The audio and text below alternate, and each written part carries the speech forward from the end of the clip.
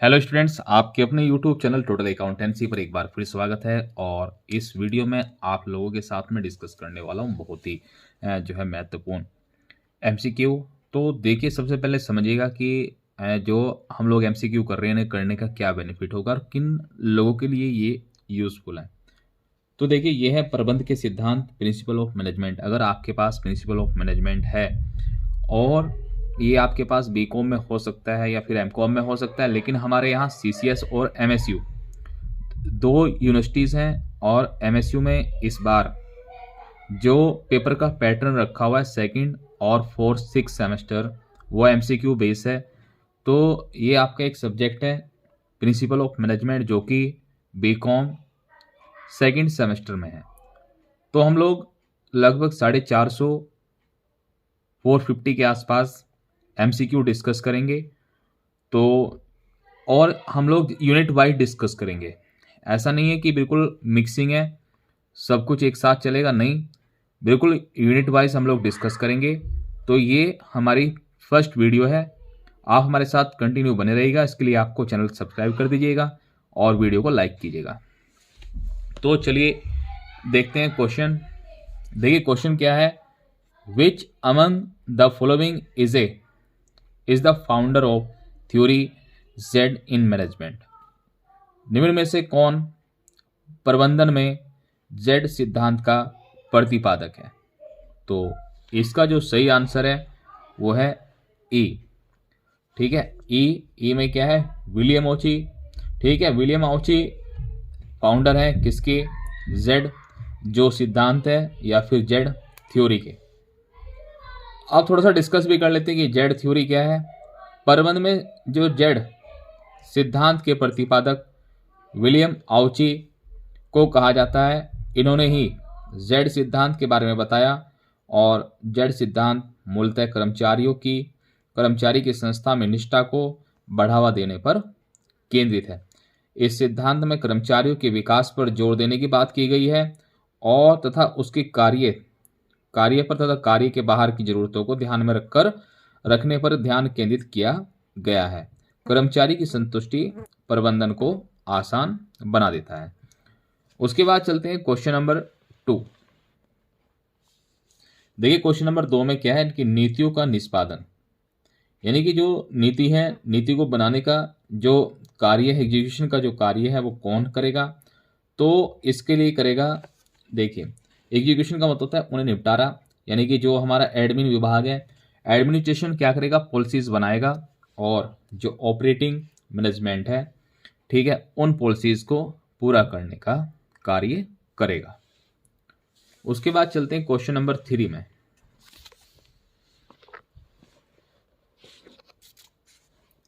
Question number 3 की अगर बात करें तो प्रबंधकीय प्रतिपादन प्रणाली के अंतर्गत नियंत्रण एवं सूचना संबंधी प्रतिवेदन एक हिस्सा होते हैं किसका।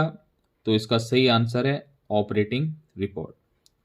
मोस्ट इंपोर्टेंट क्वेश्चन है, क्या पूछा हुआ है एक बार देखिए। प्रबंधकीय प्रतिवेदन यानी कि जो मैनेजरियल रिपोर्टिंग सिस्टम है, control and reports, information report are a part of operating report.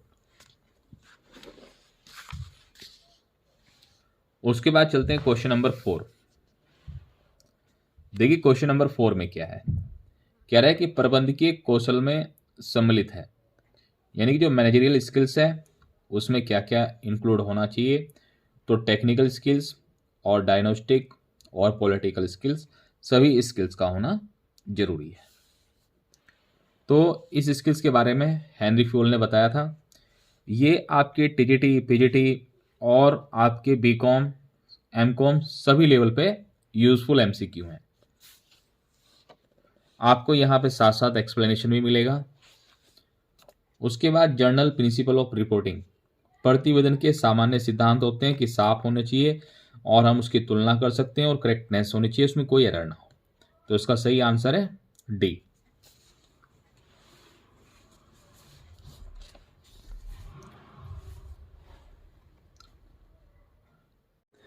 Question number 6 में क्या है कि आंतरिक प्रबंधकीय प्रतिवेदन उपयोगी होते हैं, यानी कि जो इंटरनल मैनेजमेंट की जो रिपोर्ट है वो किस लोगों के लिए, किन लोगों के लिए यूज़फुल है, तो इसका जो आंसर है वो है सभी के लिए यूज़फुल है। तो उसका सही आंसर क्या है? डी। उसके बाद क्वेश्चन नंबर 7 की बात करते हैं। देखिए क्वेश्चन नंबर 7 में क्या है कि प्रबंधन हर जगह आदिवासी नेतृत्व का कार्य करता है। ये जो परिभाषा है कि management is the function of executing leadership everywhere, this definition is given by. तो इसका जो सही आंसर है वो है सी। सी मतलब कौन है? R C Davis. अगर आप बीकॉम में हैं या फिर आप बीबीए में हैं, किसी भी कोर्स में और आपके पास मैनेजमेंट है और एमसीक्यू है, तो इससे अच्छे आपके पास एमसीक्यू नहीं हो सकते। तो आप लगातार हमारे साथ बने रहिएगा। प्रबंधन एक ऐसा अंग है जिसे केवल कार्यों के माध्यम से परिभाषित किया जा सकता है। तो यह परिभाषा किसने दी है? ये परिभाषा दी है पीटर एफ ड्रकर ने। उसके बाद क्वेश्चन नंबर हम लोग चलते हैं क्वेश्चन नंबर 9 में। क्वेश्चन नंबर 9 क्या है? उद्देश्यों के द्वारा प्रबंधन सिद्धांत की अवधारणा को प्रसारित किया था। जो कंसेप्ट है, concept of management by objective, ठीक है, मैनेजमेंट बाय ऑब्जेक्टिव जिसे हम लोग बोलते हैं M, management by objective, MBO. तो जो एमबीओ वाला जो कंसेप्ट है ये किसने दिया था? तो इसका जो सही आंसर है वो है पीटर एफ ड्रकर। तो आप लोग यहाँ पे देख सकते हैं इसका जो राइट आंसर है डी है, जो कि पीटर एफ ड्रकर है। तो एमबीओ की फुल फॉर्म अगर आ जाए एग्जाम के अंदर तो आप बता देना, मैनेजमेंट बाय ऑब्जेक्टिव। ये एक ऐसा सिद्धांत है जो पीटर एफ ड्रकर ने दिया था, और ये जो कंसेप्ट है ये 1954 में दिया गया था। उन्होंने एक बुक लिखी थी, उस बुक का नाम था प्रैक्टिस ऑफ मैनेजमेंट। तो वहां पर इस बात का इन्होंने डिस्कशन किया था। उसके बाद एक क्वेश्चन नंबर 10 में क्या है? Dividend is not relevant in determining the value of company, who among the following held this opinion. Company के मूल्य निर्धारण में लाभांश प्रासंगिक नहीं है। ये जो परिभाषा है या इसका जो मत है वो किसने दिया है? तो इसका जो सही आंसर है वो है मोदिग्लियानी मिलर अप्रोच, या फिर एमएम अप्रोच हम लोग इसे कह सकते हैं। उसके बाद है क्वेश्चन नंबर 11। क्वेश्चन नंबर 11 में क्या है कि ईओक्यू, इकोनॉमी ऑर्डर क्वांटिटी, आर्थिक आदेश मात्रा का संबंध किससे है? तो इसका जो संबंध है वो है डिटरमाइनिंग ऑप्टिमम ऑर्डर साइज, ठीक है। तो इसका सही आंसर क्या होगा? डी। इसका फॉर्मूला भी आप लोग देख सकते हैं। उसके बाद चलते हैं क्वेश्चन नंबर 12 में। देखिए क्वेश्चन नंबर 12 क्या है कि अनिवार्य प्रबंधक और अनिवार्य पदों में सुमेल प्रक्रिया का एक चरण है, यानी कि matching essential managers and essential position is a step in the process of. तो इसका जो सही आंसर होगा वो क्या होगा, हम लोग देखते हैं। हम लोग कर रहे हैं बहुत इंपॉर्टेंट एमसीक्यू जो कि आपके एग्जाम में बहुत ही यूजफुल होने वाले हैं, और इसमें साथ साथ आपको मिलता है एक्सप्लेनेशन, ठीक है। जिसका भी आपको एक्सप्लेनेशन देखना हो आप लोग देख सकते हैं, हम लोग बिल्कुल कंप्लीट दिखा रहे हैं। तो इसका जो सही आंसर है वो है बी, सक्सेशन प्लानिंग। उसके बाद है क्वेश्चन नंबर 13। क्वेश्चन नंबर 13 में क्या है कि which among the following is most popular approach for accomplish the result, ठीक है। तो इसका सही आंसर क्या होगा? इसका सही आंसर है सी, मैनेजमेंट बाय ऑब्जेक्टिव। इसमें क्या था कि परिणामों को चरितार्थ करने के लिए निम्नलिखित में से सर्वाधिक लोकप्रिय जो दृष्टिकोण है वो कौन सा है? तो वो है आपका एमबीओ, मैनेजमेंट बाय ऑब्जेक्टिव, जो कि हमने अभी डिस्कस किया कि ये पीटर एफ ड्रकर ने दिया था और अपनी बुक प्रैक्टिस बाय मैनेजमेंट में दिया था। उसके बाद फिर से देखते हैं क्वेश्चन नंबर 14। क्वेश्चन नंबर 14 में क्या है? प्रबंध को पैसा माना जाता है, ठीक है। प्रबंध को पैसा माना जाता है क्यों? ये कह रहा है कि जो मैनेजमेंट इज ए प्रोफेशन।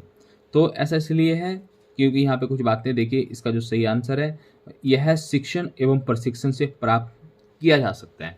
देखिए जो मैनेजमेंट है, मैनेजमेंट को प्रोफेशन इसलिए कहा गया कि आप लोग भी कोई भी व्यक्ति उसे ट्रेनिंग से, ठीक है, प्रैक्टिस करके उसे सीख सकता है। इसलिए हम लोग इसे क्या कहते हैं कि मैनेजमेंट इज ए प्रोफेशन। उसके बाद चलते हैं क्वेश्चन नंबर 15 में। तो देखिए क्वेश्चन नंबर 15 की बात करें तो 15 में क्या है, चलिए देखिए 15 प्रबंध। प्रबंध एक विज्ञान है, एक कला है, व्यवहार है, या फिर दोनों है? तो इसका सही आंसर है प्रबंध विज्ञान और कला दोनों है। यहाँ पर देखिए आपको किसी को भी अगर किसी भी क्वेश्चन में डाउट हो कि भाई विज्ञान और कला क्यों है, तो आप इसका पूरा एक्सप्लेनेशन देख सकते हैं। इस एमसीक्यू की सबसे अच्छी बात यही है जो हम लोग आप लोगों के साथ डिस्कस कर रहे हैं। क्वेश्चन नंबर 16, व्यवसाय के विभिन्न अंगों में प्रभावपूर्ण सहयोग स्थापित करने की जो विशिष्ट प्रक्रिया है उसका क्या नाम है? इसमें बताया गया कि व्यवसाय के विभिन्न अंग हैं, उन्हें जोड़ने का कार्य कौन करेगा? ठीक है, उन्हें जोड़ने का जो कार्य है वो व्यवसाय प्रबंध करेगा, ना कि व्यवसाय संगठन प्रबंध करेगा। ठीक है, तो इसका जो सही आंसर है बी है। उसके बाद चलते हैं क्वेश्चन नंबर 17 में। देखिए क्वेश्चन नंबर 17 में कहा गया है कि प्रबंध की विशेषता है कि जो मैनेजमेंट है उसकी एक विशेषता है। उसकी विशेषता क्या है कि ये सामाजिक प्रक्रिया है, दूसरा क्या है कि एक प्रक्रिया है और सामूहिक प्रक्रिया है। सामूहिक का मतलब यहाँ पर जो मैनेजमेंट है, मैनेजमेंट अकेला काम नहीं करेगा, सभी को मिलाकर के कार्य करना पड़ता है। तो यहाँ पर उसके साथ साथ कुछ और भी विशेषताएं हैं जो आप लोग जो है अपनी जरूरत के हिसाब से देख सकते हैं। उसके बाद है क्वेश्चन नंबर 18 में क्या पूछा हुआ कि आत्म समन्वय के सिद्धांत की व्यवस्था की गई है। कह रहा है कि जो आत्म समन्वय है उसका जो सिद्धांत है उसकी व्याख्या किसने की थी, तो उसका सही आंसर है ब्राउन द्वारा। उसके बाद क्वेश्चन नंबर 19, नेतृत्व की एक्स तथा वाई विचारधारा। आपने पढ़ा होगा मोटिवेशन का चैप्टर। मोटिवेशन के चैप्टर के अंदर बहुत से जो राइटर्स हैं, बहुत अलग अलग कंसेप्ट हैं, तो वहीं पर एक कंसेप्ट है एक्स एंड वाई। तो जो एक्स वाई का कंसेप्ट है वो किसने दिया है, तो इसका जो सही आंसर है वो है मैकग्रेगर।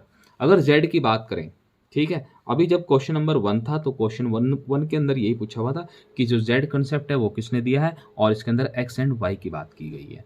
तो एक्स एंड वाई किसने दिया है, मैकग्रेगर। बहुत ही इंपॉर्टेंट क्वेश्चन है, एग्जाम में एक्सपेक्टेड इस तरह के क्वेश्चन रिपीट होते हैं। देखिए क्वेश्चन जो कि 20 है, 20 क्वेश्चन काफी बार आया हुआ है और क्वेश्चन के अंदर ये जानने की कोशिश की गई कि प्रबंध की जो आवश्यकता है। देखिए मैनेजमेंट के 3 लेवल हैं। कितने लेवल हैं? 3। एक तो है उच्चतम लेवल, मध्यम और निम्न। तो पूछ रहा है कि जो मैनेजमेंट की जो नीड है, आवश्यकता है, वो कौन से लेवल पर है, तो इसका जो सही आंसर होगा वो होगा डी। डी का मतलब क्या है कि जो मैनेजमेंट है, मैनेजमेंट हर एक लेवल पर जरूरी है।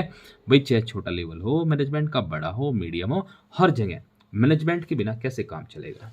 ठीक है, प्रबंध व्यवस्था का सही होना बहुत ही आवश्यक है, कंपल्सरी अनिवार्य है। फिर से क्वेश्चन नंबर 21 में यही पूछा हुआ कि एक्स एंड वाई जो सिद्धांत है वो किसने दिया है, तो आप लोग जान ही गए होंगे, डी मैकग्रेगर। उसके बाद है अभिप्रेरणा। अभिप्रेरण के आरोग्य सिद्धांत का प्रतिपादन किया। आरोग्य सिद्धांत, 2 फैक्टर हाइजीन थ्योरी आप लोगों ने सुनी होगी। ठीक है, बहुत इंपॉर्टेंट है, मोटिवेशन का चैप्टर। तो आप लोग बिल्कुल एक एक पॉइंट जो है सारे राइटर्स के नाम और उन्होंने को क्या डेफिनेशन दी है, इस पॉइंट को ध्यान रखना। तो 22वें क्वेश्चन में जो आरोग्य सिद्धांत है ये दिया है हर्जबर्ग ने। ठीक है, हर्जबर्ग ने जो कंसेप्ट दिया उसे कहते हैं हम लोग 2 फैक्टर थ्योरी, या फिर हाइजीन थ्योरी, या फिर अभिप्रेरण के आरोग्य सिद्धांत। ठीक है, चलिए उसके बाद है क्वेश्चन नंबर 23। अगर क्वेश्चन नंबर 23 की बात की जाए तो प्रबंध के विकास की कहानी आवश्यक रूप में मानव के विकास की कहानी है। ये बात किसने कही है, तो ये बात कही है C.N. ग्रेगर का, ये कंसेप्ट है। उसके बाद है क्वेश्चन नंबर 24 में क्या है, नियंत्रण का विस्तार। ठीक है, मैनेजमेंट बाय कंट्रोल सिद्धांत बताता है कि नियंत्रण होना चाहिए, लेकिन कितना होना चाहिए, अधीनस्थों की सीमित संख्या पर।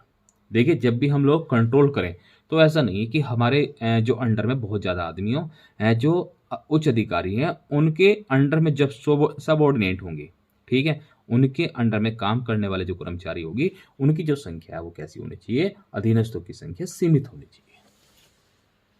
यहाँ पर आप लोग इसका एक्सप्लेनेशन देख सकते हैं। अब हम लोग चलते हैं क्वेश्चन नंबर 25 पर।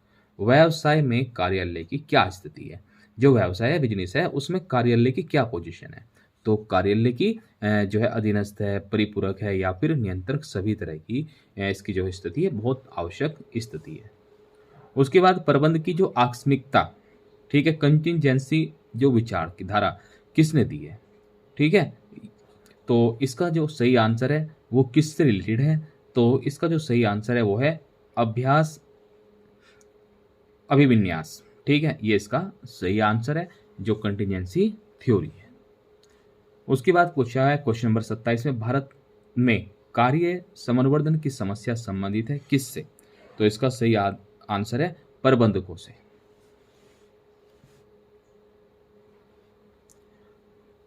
प्रबंध है, आपको बताना है कि जो प्रबंध है वो क्या है, तो प्रबंध एक तरह का क्या है, प्रशासन सहित, मतलब एक तरह का वो प्रशासन है, ना कि प्रशासन का अंग है।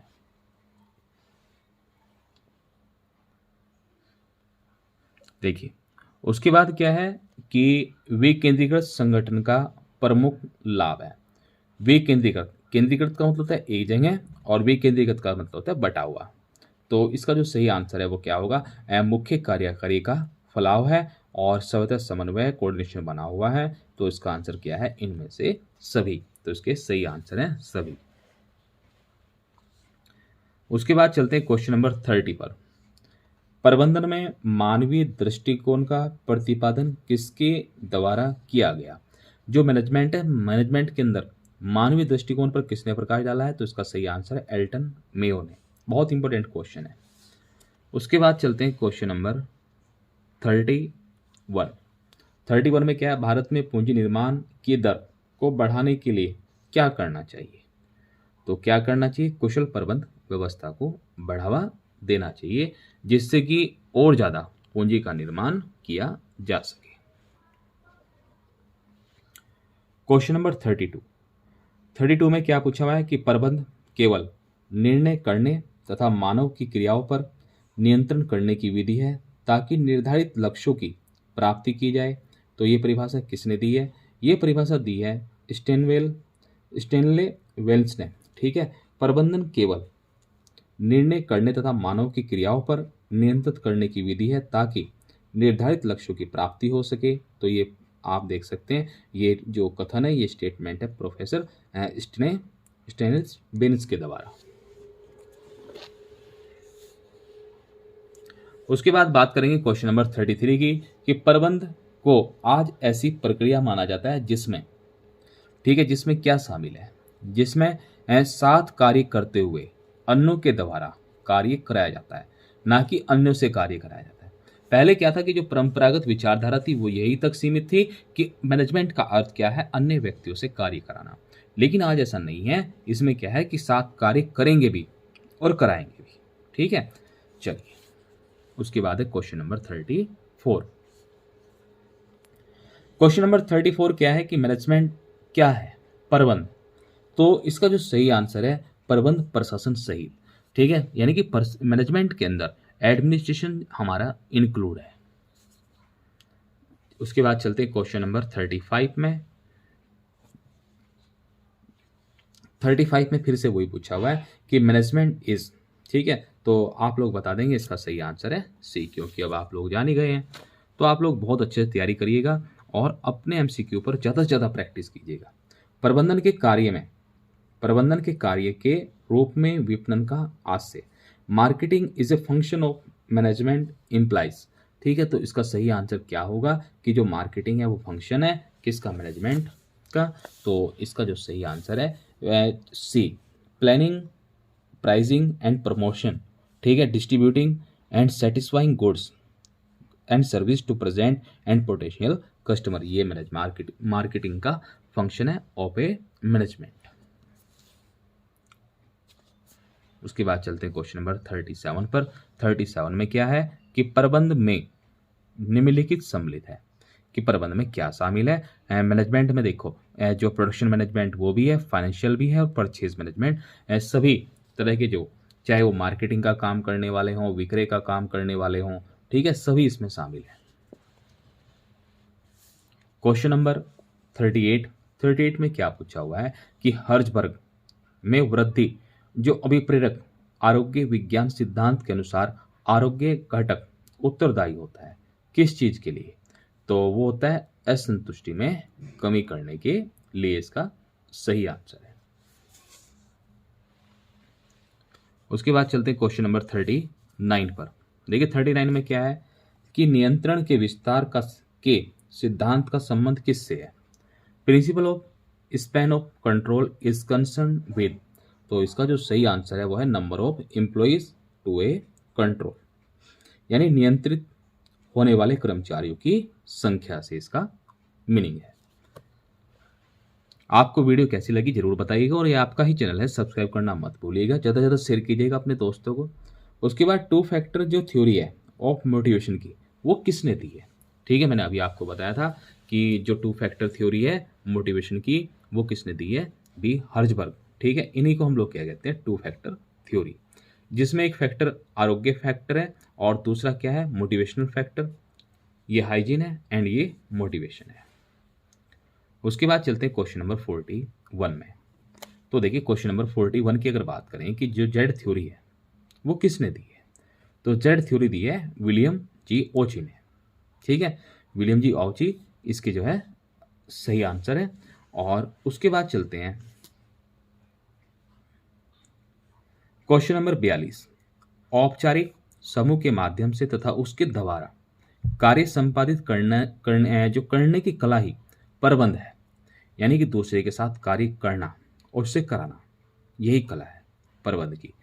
तो इसका जो सही आंसर है ये क्या है? किसने दिया स्टेटमेंट? हेरोल्ड कुंटज ने। इसका सही आंसर है सी। उसके बाद एक सामान्य व्यवसाय के लिए एक साझेदारी फर्म में सदस्यों की जो संख्या वो न्यूनतम और अधिकतम कितनी होनी चाहिए? तो न्यूनतम 2 है और अधिकतम कितनी है? 20, लेकिन अब इसे 50 कर दी गई है। उसके बाद चलते हैं क्वेश्चन नंबर 44 में। According to need hierarchy theory of Maslow, the level of need hierarchy are. Maslow की आवश्यकता क्रमबद्धता विचारधारा के अनुसार आवश्यकता के कितने स्तर हैं? तो इसका जो सही आंसर है वो है 5, यानी कि डी 5 स्तर है। ठीक है, कितने स्तर हैं? 5। ये बहुत इंपॉर्टेंट क्वेश्चन है, आप लोग ऐसा समझिएगा। सबसे पहली जो आवश्यकता होती है, मैस्लो ने बताया कि आदमी की 5 तरह की आवश्यकताएं, जिसमें सबसे पहले नंबर पर आता है शारीरिक आवश्यकताएं। जब जैसी शारीरिक आवश्यकता हमारी पूरी होगी फिर हमारी अंदर आएगी सुरक्षा संबंधी आवश्यकता। जैसी हमारी सुरक्षा संबंधी आवश्यकता पूरी होगी, तीसरी आवश्यकता फिर से जन्म लेगी हमारे अंदर, और उसे हम लोग कहेंगे सामाजिक आवश्यकता। और उसके बाद आत्म सम्मान की आवश्यकता, और उसके बाद आत्मानुभूति की आवश्यकता, यानी कि आदमी के अंदर 5 तरह की जो है आवश्यकताएं जन्म लेगी। उसके बाद अभी हमने पढ़ा था दोबारा से फिर जेड थ्योरी। जेड थ्योरी का कौन है? विलियम ऑची। उसके बाद है क्वेश्चन नंबर 46। 46 में क्या है कि अभिप्रेरण के एक सिद्धांत के अनुसार, according to theory of X of motivation, इसका क्या मीनिंग है? तो इसका क्या मीनिंग है? Workers need direction, strict control. ये हमारा एक तरह का मोटिवेशनल फैक्टर है, लेकिन ये निगेटिव फैक्टर है। एक्स थ्योरी ये कहती है कि मैकग्रेगर की कि जो कर्मचारी है वो काम नहीं करना चाहते, उन्हें काम बताना पड़ता है। ठीक है, उनके ऊपर नियंत्रण रखना पड़ता है। तो ये यहाँ पे ये लिया हुआ है कि workers need directions and strict control, किस श्रमिकों को मार्गदर्शन एवं कड़े नियंत्रण की आवश्यकता होती है। तो यह है एक्स थ्योरी। उसके बाद क्वेश्चन नंबर 47। 47 में क्या है कि निम्नलिखित में से कौन सा कथन सत्य है? ठीक है, कि कौन सी स्टेटमेंट करेक्ट है? तो प्रबंध एक, जो प्रबंध की अवधारणा है वो स्थिर नहीं है। स्थिर नहीं है, ये बिल्कुल सही है। ये फ्लैक्चुएट है, बार बार चेंज होती रहती है। ये सार्वभौमिक नहीं है, पेशेवर नहीं है, ये सब गलत है। ये इसका सही है ए। उसके बाद चलते हैं क्वेश्चन नंबर 51 पर, सॉरी 48। ठीक है, चलिए जी 48 पर चलेंगे। 48 में देखिए क्या दिया हुआ है। प्रबंधन के निम्नलिखित कार्य किस क्रम में संपन्न किए जाते हैं? प्रबंधन के जो निम्नलिखित कार्य किस क्रम में संपन्न किए जाते हैं का मतलब यह है कि सबसे पहले कौन सा कार्य किया जाएगा, उसके बाद कौन सा कार्य किया जाएगा। तो सबसे पहले जो कार्य किया जाएगा वो होता है प्लानिंग। प्लानिंग के बाद है संगठन ऑर्गेनाइजिंग, उसके बाद स्टाफिंग निर्देशन, डायरेक्टिंग, मोटिवेटिंग एंड कोऑर्डिनेशन, फिर उसके बाद कंट्रोल और फिर उसके बाद डिसीजन मेकिंग। तो इस तरह के कार्य हैं जो कि आपको ध्यान रखने हैं स्टेप बाय स्टेप, बहुत इंपॉर्टेंट है। उसके बाद है question number 49, X and Y, जो मोटिवेशनल की जो थ्योरी है, ठीक है, इसे जो देने वाले हैं, इसके जो राइटर है, उसकी जो स्टेटमेंट है, फाउंडर है, वो कौन है? तो हम लोगों ने बार बार बात की है, इसके जो मैकग्रेगर फाउंडर है, और अगर जेड थ्योरी होगी तो उसकी आउची है। मैस्लो की कौन सी है? नीड, और हर्जबर्ग की कौन सी है? To factor theory. उसके बाद है क्वेश्चन नंबर 50 में क्या दिया हुआ है कि अभिप्रेरणा की आवश्यकता के सोपान तंत्र सिद्धांत का प्रतिपादन किसने किया? नीड हरारकी, जो नीड हरारकी है उसके जो फाउंडर हैं वो है आपके मास्लो। ठीक है, मास्लो ने 5 कंसेप्ट दिए हैं। अभी हम लोगों ने बात की कि शारीरिक आवश्यकता, सुरक्षा की आवश्यकता, ठीक है। उसके बाद है क्वेश्चन नंबर 51 में पूछा है कि ग्रेकुनास के सिद्धांत प्रतिपादक किया है। जो सिद्धांत है ग्रेकुनास का, वो किसने किया है? तो इसका जो सही आंसर है स्पैन ऑफ कंट्रोल से संबंधित है। उसके बाद है question number 52, Victor Vroom was the founder of, जो विक्टम ब्रूम है वो कौन सी थ्योरी के फाउंडर है? तो इसका जो सही आंसर है वो है वैलेंस एक्सपीरियंस एक्सपेक्टेंसी थ्योरी, मूल्य प्रत्याशा विचारधारा। उसके बाद है क्वेश्चन नंबर 53 में क्या दे रखा है कि which of the following theories of motivation is based on Japanese philosophy of management. तो इसका जो सही आंसर है वो है सी, थ्योरी जेड। ठीक है, जो थ्योरी जेड है वो अभिप्रेरण के कौन सा सिद्धांत जापानी प्रबंधन विचारधारा पर आधारित है? तो ये जापानी प्रबंधन जो विचारधारा है उस पर आधारित है थ्योरी जेड। उसके बाद है question number 54, MBO is a technique. MBO जो है एक टेक्निक है, वो किससे संबंधित है? तो वो संबंधित है कि प्रबंध के लक्ष्यों को व्यक्तियों के लक्ष्यों में विभाजन करने की। तो ये एक कला है जो कि जो भी कंपनी का जो टारगेट है, कंपनी के टारगेट को उसके एम्प्लॉयज के टारगेट में बदलने का कार्य करती है। तो ये आपका क्वेश्चन था 54। ठीक है, आप लोग बिल्कुल जो भी आपको कोई डाउट दिखाई दे तो आप लोग एक्सप्लेनेशन जरूर पढ़ लिया करें। ठीक है, एक्सप्लेनेशन मैं इसलिए यहाँ पे दिखा रहा हूँ बार बार कि आपको बिल्कुल भी किसी तरह के कोई भी क्वेश्चन में डाउट ना रहे। उसके बाद देखिए क्वेश्चन नंबर 55 में क्या है? Hygiene theory of motivation. Hygiene theory of motivation was propounded by. तो इसका जो सही आंसर है कि अभिप्रेरणा के आरोग्य सिद्धांत का प्रतिपादन किसने किया है? तो इसका सही जो आंसर होने वाला है वो है हर्जबर्ग टू फैक्टर थ्योरी। ठीक है, हाइजीन थ्योरी के फाउंडर कौन है? हर्जबर्ग। इन्हें हम लोग टू फैक्टर थ्योरी कहते हैं। एक मोटिवेशन है और एक हाइजीन है, दो थ्योरी इन्होंने दी हुई है। उसके बाद है question number 56, Henri Fayol did not lay down for the following principle. Henri Fayol ने निम्नलिखित सिद्धांत का प्रतिपादन नहीं किया। देखो, हेनरी फ्यूल के वैसे तो 14 प्रिंसिपल्स हैं, आप लोग जानते होंगे, लेकिन इनमें से एक ऐसा प्रिंसिपल है जो उन्होंने नहीं दिया। तो वो पहचानना है कि वो कौन सा नहीं दिया। तो इन्होंने प्रिंसिपल ऑफ एक्सेप्शन या फिर अपवाद का जो सिद्धांत है वो नहीं दिया।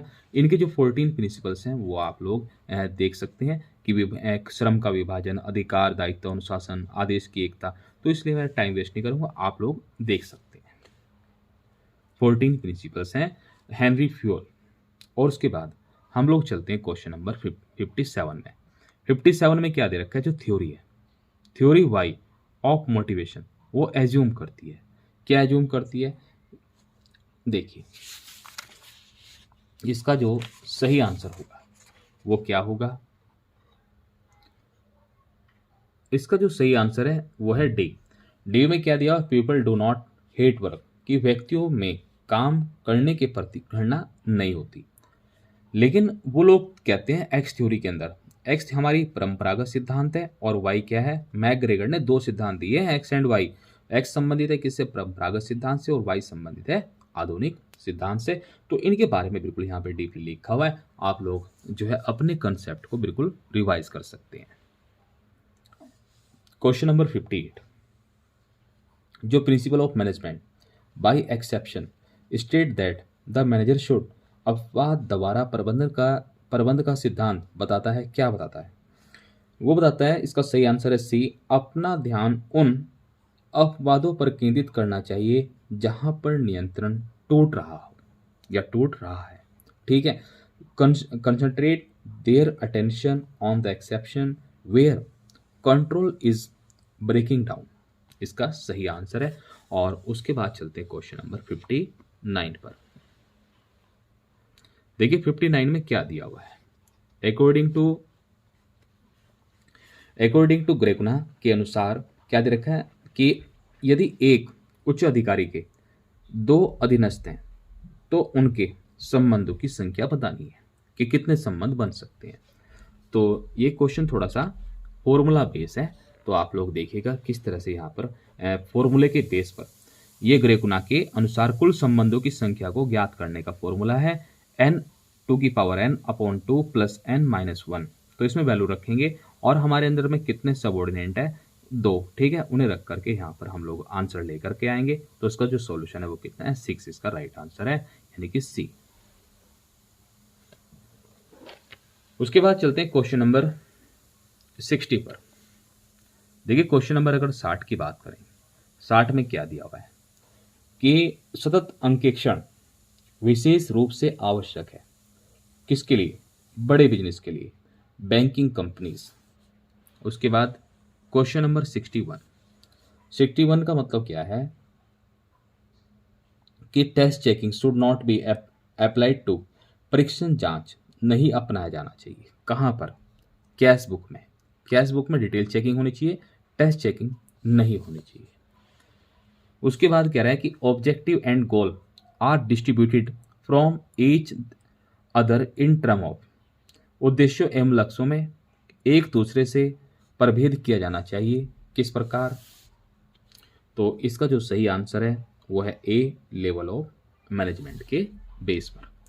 क्वेश्चन नंबर 63 इंपॉर्टेंट है, क्या दिया है कि हाथान प्रयोग का जो परिणाम है बना, कैसे बना। इसका सही आंसर है ए, बिहेवियर थ्योरी। जो हाथोन प्रयोगों का जो परिणाम है उससे, देखो जैसे यहाँ पर जो एक शुगर मिल थी जहाँ पर प्रैक्टिस की गई, एक्सपीरियंस किया गया, रिसर्च किया गया, उस कंसेप्ट को हम लोग कहते हैं जो हाउथ्रोन एक्सपेरिमेंट। तो हाउथ्रोन जो एक्सपेरिमेंट हुआ उसने एक थ्योरी दी, उस थ्योरी का क्या नाम है, तो उसका नाम है व्यवहारात्मक सिद्धांत या फिर बिहेवियरल थ्योरी। ठीक है, आप लोग समझ गए होंगे। तो यहाँ पर आप लोग अगर इसे कंसेप्ट को क्लियर करना चाहते हैं तो देख सकते हैं। उसके बाद हम लोग चलते हैं नेक्स्ट क्वेश्चन पर। एमबीओ, एमबीओ की फुल फॉर्म आप लोग जानते ही हैं, मैनेजमेंट बाय ऑब्जेक्टिव, यानी कि डी इसका राइट आंसर है। उसके बाद देखिए यहाँ पर आपस में कॉम्बिनेशन मिलाना है कि कॉम्बिनेशन कैसे मिलेगा। तो देखिए ये इसका सही कॉम्बिनेशन है, सीधा हम लोग कॉम्बिनेशन पे लेकर के चलेंगे आपको कि जो नियंत्रण है, नियंत्रण में क्या है, निष्पादन से प्रमाण की तुलना करना। देखो कंट्रोल कैसे किया जाता है, हमें कब पता चलता है कि कंट्रोल की जरूरत है, जो हमने एक्चुअल में सोचा हुआ है अगर वो नहीं हो रहा, वैसा नहीं हो रहा है, हम लोग एक्चुअल को जो हमने एक्सपेक्टेड किया हुआ है उससे कंपेयर करते हैं, अगर कोई वेरिएशन है तो कंट्रोल की जरूरत है। नियोजन, नियोजन एक पूर्वानुमान है। निर्देशन का मतलब है अभिप्रेरणा, दूसरे आदमी को गाइड करना। स्टाफिंग का मतलब है अपने पास जो आदमी है उन्हें प्रशिक्षण देना। तो इस तरह से ये इसके सही मिलान है और ये मैचिंग की गई है। देखिए उसके बाद डिलीगेशन ऑफ अथॉरिटी, यानी कि अधिकार अंतरण का परिणाम होता है जब हम लोग अपनी पावर, अपनी अथॉरिटी को दूसरे आदमी को देंगे तो इससे क्या इफेक्ट पड़ेगा। तो इसका सही आंसर है क्या, बी, ई एंड 2। देखिए बी जो राइट आंसर है उसमें ए 1 और 2 सही है, यानी कि विभिन्न स्थानों पर शाखाओं का विकेंद्रीकरण। दूसरा क्या है, बिना उत्तरदायित्व खोए शीर्ष प्रबंधकों द्वारा अधिकार का ट्रांसफर। ये इसका नहीं है, डी। सी ये जो है ना 3 नंबर गलत है, तो बी सही है, ए और बी। चलिए उसके बाद चलते हैं क्वेश्चन नंबर, देखिए यहाँ पर आप लोग एक्सप्लेनेशन देखना चाहें तो देख सकते हैं, एंड क्वेश्चन नंबर नेक्स्ट पर चलते हैं। तो नेक्स्ट क्वेश्चन क्या है कि which one of the following is motivating factor as per Herzberg theory. तो यहाँ पर ये बताना है कि हर्जबर्ग के जो सिद्धांत हैं, जो मोटिवेशन फैक्टर है वो कौन सा है इसमें से। तो इसमें से जो है मोटिवेशन का कोई भी फैक्टर नहीं है, किसके अकॉर्डिंग, हर्जबर्ग के। देखिए ये इनकी एक्सप्लेनेशन है। ये संयुक्त राष्ट्र अमेरिका के थे और इन्होंने अपनी थ्योरी बताई है, दो इन्होंने कंसेप्ट दिए हैं, वो सब बता दिया। उसके बाद है क्वेश्चन नंबर 68 में क्या है कि निम्नलिखित में से कौन सर्वाधिक प्रजातांत्रिक संगठन है। ठीक है, प्रजातांत्रिक का मतलब होता है डेमोक्रेटिक, यानी कि जहां पर सभी की सुनी जाए। ठीक है, तो इसका सही आंसर है कमेटी। कमेटी एक ऐसा संगठन है जो कि सर्वाधिक प्रजातांत्रिक है और जहां पर सभी की बात को सुना जाएगा। उसके बाद चलते हैं क्वेश्चन नंबर 69 पर। देखिए जो क्वेश्चन नंबर 69 है इसमें क्या हुआ दिया हुआ है, जो रोल है, role of staff in line staff organisation, रेखीय स्टाफ संगठन में स्टाफ की भूमिका कैसी है। तो इसका जो सही आंसर है वो है बी, एडवाइजरी। ठीक है, तुमने देखा होगा कि एक स्टाफ होता है, एक लाइन एंड स्टाफ होता है। तो लाइन एंड स्टाफ, लाइन जो स्टाफ है वो स्टाफ को एडवाइस देने का कार्य करता है। तो इसका आंसर सही क्या है, बी। और ये बड़े ऑर्गेनाइजेशन के अंदर जरूरी भी है। उसके बाद देखिए ये आज का हमारा बिल्कुल लास्ट क्वेश्चन है इस वीडियो का। उसके बाद नेक्स्ट वीडियो में मुलाकात होगी। आप लोग चैनल को सब्सक्राइब जरूर करना मत भूलिएगा। प्रबंधन के किस स्तर पर संकल्पात्मक कुशलता की आवश्यकता होती है, यानी कि कंसेप्चुअल, कंसेप्ट बिल्कुल क्लियर होने चाहिए। तो चाहे सबसे ऊपर का लेवल हो, मीडियम हो या लो लेवल, ठीक है, सभी लेवल पर, मैनेजमेंट के सभी लेवल पर कंसेप्चुअल कुशलता की आवश्यकता होती है। तो इसका आंसर क्या है, डी। तो उसके बाद हम लोग जो है नेक्स्ट वीडियो में फिर से डिस्कस करेंगे। उसमें हम लोग देखेंगे कि जो कंट्रीब्यूशन है एफ.डब्ल्यू. टेलर का क्या है, हेनरी फ्यूल का क्या है। इन दोनों जो हमारे मैनेजमेंट के बहुत ही मोस्ट इंपॉर्टेंट राइटर हैं उनके कंट्रीब्यूशन के बारे में डिस्कस करेंगे। तो फर्स्ट वीडियो में इतना ही और सेकंड में फिर से मुलाकात होगी। हम लोग टोटल मिला करके 6-7 पार्ट बनाएंगे जिसमें आपको 450 राउंड क्वेश्चन कराए जाएंगे। ठीक है, अगर आपको वीडियो कैसी लगी जरूर बताइएगा, कोई डाउट है कमेंट करके करिएगा जरूर। ठीक है गाइस, थैंक्स फॉर वॉचिंग।